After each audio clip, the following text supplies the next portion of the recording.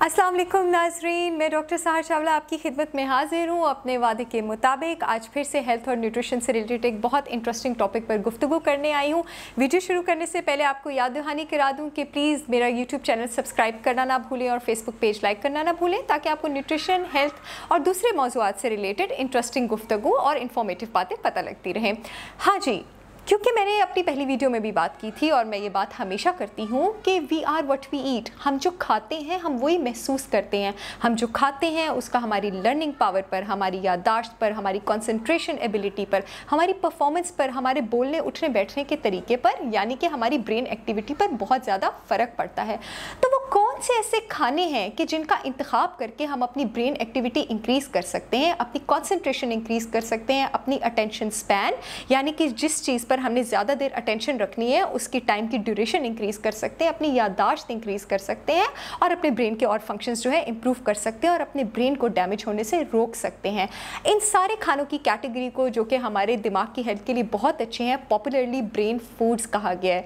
जब मैं brain foods की बात करती हूँ तो ये कहना गलत नहीं होगा कि सबसे पहले जिस खाने का जिक्र करना चाहिए वो आपके पास मछली है। जी हाँ, फ़िश।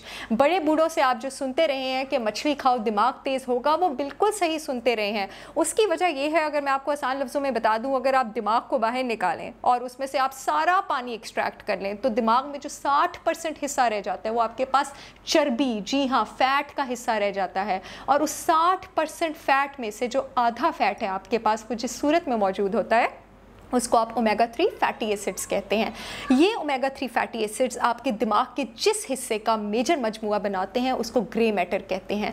ग्रे मैटर हमारे दिमाग का वो एरिया है जो कि हमारे इमोशंस के साथ एसोसिएटेड है, जो कि हमारी याददाश्त के साथ एसोसिएटेड है, मेमोरी जो कि चीज़ों को याद करने के अमल, लर्निंग के साथ एसोसिएटेड है, जो कि हमारी कुव्वत फैसला यानी डिसीजन मेकिंग के साथ एसोसिएटेड है। हमारे ब्रेन का ग्रे मैटर, उसका ज़्यादातर हिस्सा ओमेगा 3 फैटी एसिड से बना होता है। तो इसका मतलब है कि जिन खानों में ओमेगा 3 फैटी एसिड्स हैं, अगर वो हम खाएंगे तो हमारे दिमाग की एक्टिविटी तेज़ होगी। ओमेगा 3 फैटी एसिड्स सबसे ज़्यादा आपके पास फैटी फ़िश में मौजूद होते हैं। फैटी फ़िश में आपके पास सैल्मन आ जाती है, ट्यूना आ जाती है, मैक्रिल आ जाती है, सार्डिन्स आ जाती है और कॉड फिश आ जाती है।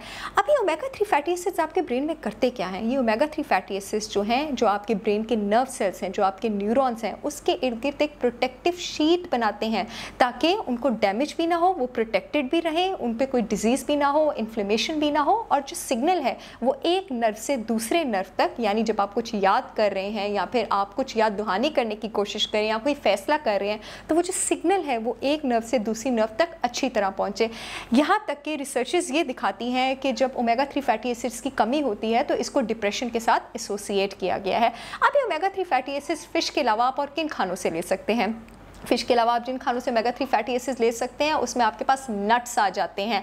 अखरोट अल्लाह ताला की तरफ से इतना बड़ा सिग्नल है कि वो ब्रेन की शेप का है, और अखरोट सारे ड्राई फ्रूट्स में ओमेगा 3 फैटी एसिड्स में सबसे ज़्यादा रिच होता है। उसके अलावा आपके पास जितने भी सीड्स हैं, चाहे वो फ्लैक्स सीड्स हैं, पम्पकिन सीड्स हैं, सनफ्लावर सीड्स हैं, ये सब भी आपके पास ओमेगा 3 फैटी एसिड्स में बहुत ज़्यादा रिच होते हैं। पीनट्स आपके पास ओमेगा 3 फैटी एसिड्स में तो रिच होते ही हैं, उसके अलावा इसमें आपके पास एक सब्सटेंस होता है जिसको रेस्वेराट्रॉल कहते हैं। ये रेस्वेराट्रॉल जो है, इसमें आपके पास जो ग्रुप ऑफ कंपाउंड्स होते हैं इसको आप कहते हैं फ्लेवोनॉइड्स। जो फ्लेवोनॉइड्स होते हैं वो आपके ब्रेन को डिफरेंट रेडिकल से, ब्रेन के सेल्स को रेडिकल से डैमेज होने से प्रोटेक्ट करते हैं।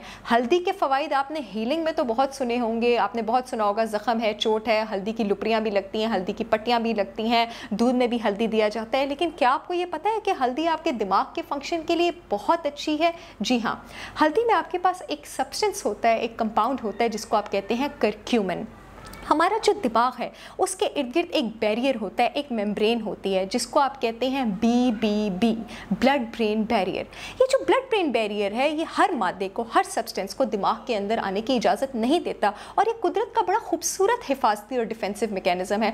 क्योंकि अगर दिमाग के अंदर हर मादे को आने की इजाज़त हो जाए तो फिर जहरीले मादे भी दिमाग के अंदर जा सकते हैं। अब हल्दी में जो आपके पास करक्यूमिन होता है, इसमें एबिलिटी होती है दिमाग के इस बैरियर को, ब्लड ब्रेन बैरियर को क्रॉस करके दिमाग में एंटर होने की। ये जब दिमाग में एंटर हो जाता है तो इसका भी आपके पास वही एक्शन है जो नट्स में मौजूद फ्लेवोनॉइड्स का एक्शन है। ये एंटीऑक्सीडेंट है, दिमाग के सेल्स को फ्री रेडिकल्स से डैमेज होने से प्रोटेक्ट करता है, और इसके अलावा सबसे मेजर फंक्शन इसका ये है कि ये दिमाग में नए न्यूरॉन्स की ग्रोथ को प्रमोट करता है, वो न्यूरॉन्स जो आपके पास लर्निंग और मेमोरी के साथ एसोसिएटेड हैं। कैसे प्रमोट करता है?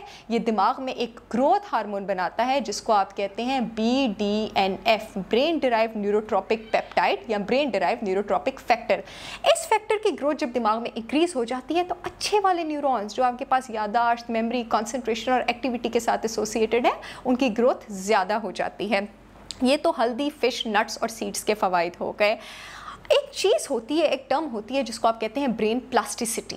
ब्रेन प्लास्टिसिटी का मतलब ये है कि एज के साथ साथ, सबने सुना होगा जैसे वक्त बढ़ता है यादाश्त कमज़ोर होती है। वो इसलिए कमज़ोर होती है कि दिमाग के वो न्यूरॉन्स जो यादाश्त के साथ एसोसिएटेड है उनकी डेथ होना शुरू हो जाती है। तो इन चेंजेस को जो कि एज के साथ साथ आती हैं, जैसे न्यूरॉन्स की डेथ होना, दिमाग में ग्रे मैटर का कम हो जाना। ग्रे मैटर वो हिस्सा है जो अभी हमने डिस्कस किया, आपके emotions, learning, memory, decision making के साथ एसोसिएटेड है, या फिर नर्व के बीच सिग्नल्स की स्पीड कम हो जाना। इन चेंजेस को ब्रेन प्लास्टिसिटी कहते हैं, यानी decrease in brain plasticity.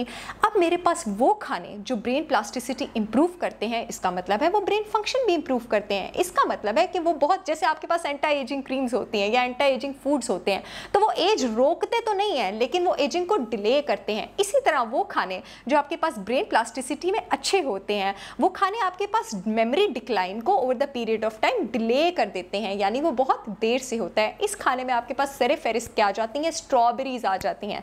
Strawberries में आपके पास ग्रुप ऑफ कंपाउंड्स होते हैं जिसको आप कहते हैं एंथ्रोसियानिन्स, कैफिक एसिड, क्वेरसेटिन। अब ये तीनों कंपाउंड्स क्या करते हैं? ये कंपाउंड्स दिमाग के उस एरिया में इकट्ठे हो जाते हैं जहां पर ये पुराने कम्युनिकेशंस को भी मजबूत करते हैं और नए कम्युनिकेशंस को भी बनाते हैं। एक और चीज़ अपनी रूटीन का हिस्सा बना लें, दिन में 1 या 2 क्यूब्स डार्क चॉकलेट के खाने। डार्क चॉकलेट भी आपके पास ब्रेन प्लास्टिसिटी को इंप्रूव करती है, यहाँ तक कि सिर्फ नए न्यूरॉन्स की प्रोडक्शन को ज़्यादा नहीं करती बल्कि दिमाग में नई ब्लड वेसल्स, खून की शरियानें भी बढ़ाती है। और जितनी ब्लड फ्लो दिमाग में तेज़ होगी, इसका मतलब है दिमाग को ऑक्सीजन और न्यूट्रिएंट्स उतनी ही तेज़ी से मिलेंगे। वो सारे खाने जिनमें आपके पास विटामिन सी है, वो सारे खाने ब्रेन एक्टिविटी को बहुत इंक्रीज करते हैं। विटामिन सी के फंक्शन स्किन से रिलेटेड, इम्यूनिटी से रिलेटेड तो सभी सुनते हैं, लेकिन क्या आपको ये पता है विटामिन सी दिमाग का एक बहुत इंपॉर्टेंट न्यूरोट्रांसमीटर बनाता है, एपिनेफ्रीन और नॉरएपिनेफ्रीन, और ये दोनों न्यूरोट्रांसमीटर्स आपके पास अटेंशन से एसोसिएटेड हैं। अंडे जो लोग नहीं खाते उनको डंडे खाने चाहिए। उसकी रीज़न ये है आपके पास कि अंडे आपके पास एक्सीलेंट ब्रेन फूड है। उसकी 3-4 वजूहात मैं आपको बता देती हूँ। अंडे में आपके पास विटामिन B6 होता है जो कि दिमाग के न्यूरोट्रांसमीटर्स बनाता है, दिमाग का फंक्शन रेगुलेटेड रखता है। विटामिन B9 होता है जो कि आयरन बनाता है। याद रहे, अगर जिस्म में आयरन की कमी हो तो आपके पास फटीग हो सकती है, कंसंट्रेशन कम हो सकती है, ब्रेन एक्टिविटी और यादाश्त कम हो सकती है। और अंडों में आपके पास विटामिन B12 होता है। विटामिन B12 हमारी जो दिमाग की नर्व्स होती हैं, उसकी जो लेयर्स होती हैं, उसकी जो शीट्स होती हैं, उसको प्रोटेक्टेड रखता है ताकि जो सिग्नल है वो एक नर्व से दूसरी नर्व तक तेजी से, स्पीड से पहुंचे। अगर ये विटामिन B12 बॉडी में कम हो जाए तो ये शीट जो है, ये जो लेयर है, ये डैमेज हो जाती है और जो सिग्नल्स की स्पीड है वो भी कम हो जाती है। इसका मतलब है आपके रिफ्लेक्सेस भी स्लो हो सकते हैं। अंडे की योक बिल्कुल मत फेंकें। अंडे की योक में आपके पास एक सब्सटेंस होता है जिसको कहते हैं कोलिन। कोलिन दिमाग का एक बहुत इंपॉर्टेंट न्यूरोट्रांसमीटर बनाता है जिसको एसिटाइलिन कोलिन कहते हैं। एसिटाइल कोलिन आपके पास अटेंशन, लर्निंग, मेमोरी और मूड के साथ एसोसिएटेड है। याद रहे कि एक खातून की डेली एसिटाइलकोलिन की रिक्वायरमेंट 425 मिलीग्राम होती है और एक मर्द की डेली एसिटाइलकोलिन की रिक्वायरमेंट 550 मिलीग्राम होती है। अगर आप एक अंडे की जर्दी लेते हैं तो आप 112 मिलीग्राम एसिटाइलकोलिन ले लेते हैं, वरना एसिटाइलकोलिन जो है, कोलिन जो है, उसको डाइट से उसकी ज़रूरत पूरी करना बहुत मुश्किल है। तो अंडे का और अंडे की जर्दी का इस्तेमाल ज़रूर करें अगर आप चाहते हैं कि आपका जो दिमाग है तंदुरुस्त, तवाना और तेज़ हो और आप बगैर बल खाए मेरी तरह लगातार बोलते ही चले जाएँ। इसके बाद एक और चीज़ जो मैं आपको बताना चाहती हूँ, दिमाग एक्टिविटी के लिए बहुत अच्छी है। किसी बहुत बड़े न्यूट्रिशनिस्ट ने कहा है the best thing that you can put on your table is broccoli. Broccoli जो है आपके पास, सिर्फ एक ब्रोकली आपके दिन की 100% से भी ज़्यादा विटामिन के की रिक्वायरमेंट पूरी कर देती है। और विटामिन के आपके पास एक ग्रुप ऑफ फैट्स बनाता है। शुरू में मैंने आपको बताया है कि हमारा जो दिमाग है 60% फैट से बना है। विटामिन के एक ग्रुप ऑफ फैट्स बनाता है जिसको आप स्फिंगोलिपिड्स कहते हैं, और स्फिंगोलिपिड्स डेंसली और टाइटली पैक्ड हैं हमारे दिमाग के न्यूरॉन्स में, और वो दिमाग की एक्टिविटी और फंक्शन को बहुत ज़्यादा इंक्रीज करते हैं। Everything in moderation including moderation. ये बात मैंने क्यों की है कि हर चीज़ का इस्तेमाल मियाना रवि से करें कि कॉफ़ी का 1 कप दिन में बुरा नहीं है।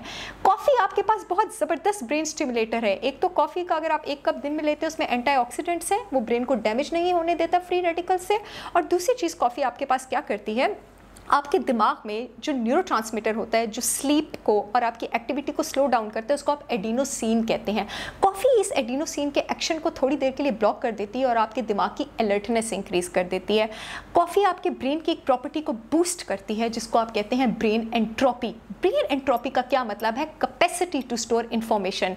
जितनी चीज़ें आप याद रख सकते हैं उसकी जो एबिलिटी है, उसके जो मेगाबाइट्स हैं, उसके जो गीगाबाइट्स हैं, वो आपके पास बढ़ जाते हैं।